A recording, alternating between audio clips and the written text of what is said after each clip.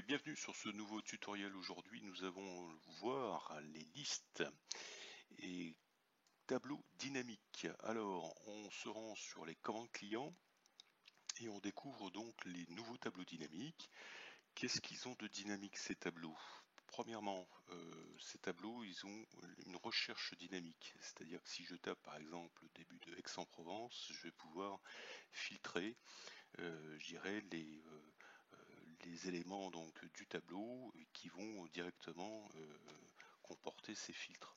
Si je cherche par exemple les commandes provisoires sur X, je vais trouver donc en cumulant ces filtres directement avec une recherche qui est entièrement dynamique, hein. Contrairement à avant, où l'écran, j'irai la page se recharge, vous avez ici le tableau qui se reconstruit de façon dynamique avec du multicritère.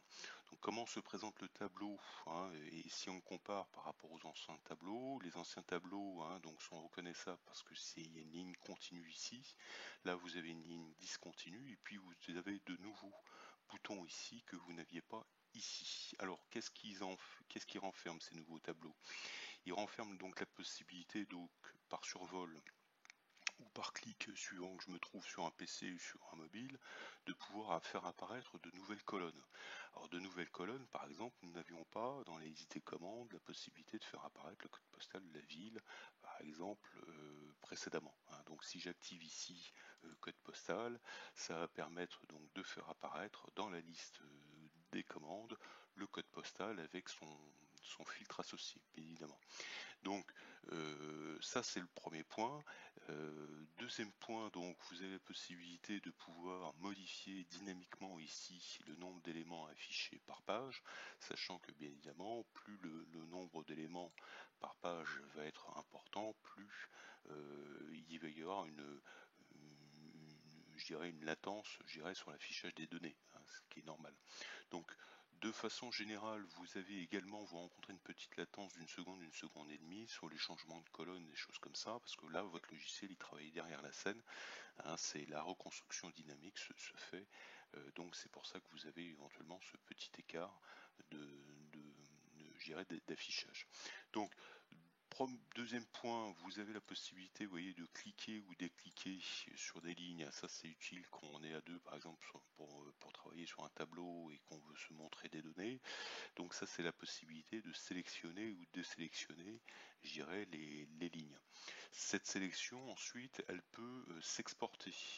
Donc de façon dynamique là aussi, on peut soit la mettre en copie dans le presse-papier, en faire un CSV, un PDF, ou tout simplement d'avoir une vue qui se prépare à l'écran. On vous rappelle que la touche échappe sur Windows va permettre de quitter cette vue, hein, avec un CTRL P ensuite sur Windows, on peut lancer l'impression par exemple, hein, sur le navigateur. Donc ces éléments viennent,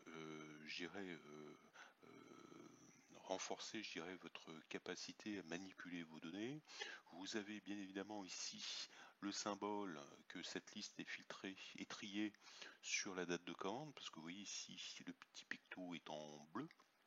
Bien évidemment, les filtres de tri sont aussi complètement dynamiques. Ici, si je fais un rafraîchissement avec F5, je vais pouvoir éventuellement réinitialiser mon tableau. Je vais pouvoir aussi supprimer les filtres directement à partir de ce bouton-là. Il n'y a pas de bouton pour activer les filtres, puisque vous l'avez compris, les filtres sont maintenant dynamiques. D'accord. Autre point, vous avez donc la possibilité donc de modifier ces choix, mais surtout ils vont être mémorisés, c'est-à-dire que chaque utilisateur va avoir la mémorisation des colonnes à afficher sur ce type de liste, hein. Donc si moi je veux faire apparaître tout le temps de code postal et ville sur les listes de commandes, il s'agit que je le fasse une fois, et la prochaine fois que je vais me loguer dans mon logiciel, ces listes donc seront mémorisées pour mon profil d'utilisateur. Voilà. Autre élément important, ce sont dans les colonnes, je dirais, les champs personnalisés. Donc, si on prend par exemple cette commande, on va à découvrir donc sur la partie formulaire de la commande, on a rajouté des champs personnalisés.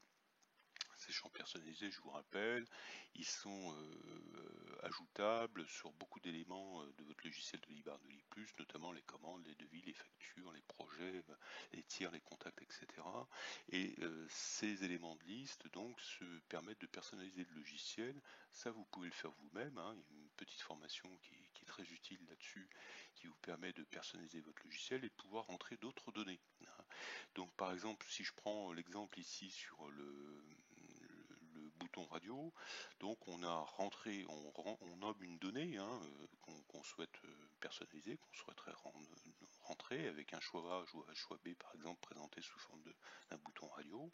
Et donc cet élément maintenant, il va apparaître de façon dynamique au moment où on va le rajouter directement ici dans le tableau, avec la possibilité éventuellement donc de pouvoir le faire apparaître. Donc là par exemple la colonne radio qui est le choix A, choix B dont je parlais tout à l'heure, un instant, et se retrouve dynamiquement comme ça construit dans votre tableau standard, avec la possibilité donc surtout très important d'avoir le choix et donc le filtre associé à cette recherche. Voilà, donc cet outil de tableau dynamique, il va être progressivement étendu à l'ensemble de logiciels. Aujourd'hui, on peut le retrouver par exemple donc, sur plusieurs éléments du logiciel. On va prendre un autre exemple par exemple qui est la liste des expéditions. Donc là, vous allez retrouver là aussi la possibilité de pouvoir avoir de nouveaux champs supplémentaires, hein, comme le numéro de suivi, l'état de facturation, des choses comme ça, le code postal ville, etc. Et d'avoir donc cette vue dynamique également disponible dans ces tableaux. Voilà, donc à très bientôt pour de nouvelles fonctionnalités.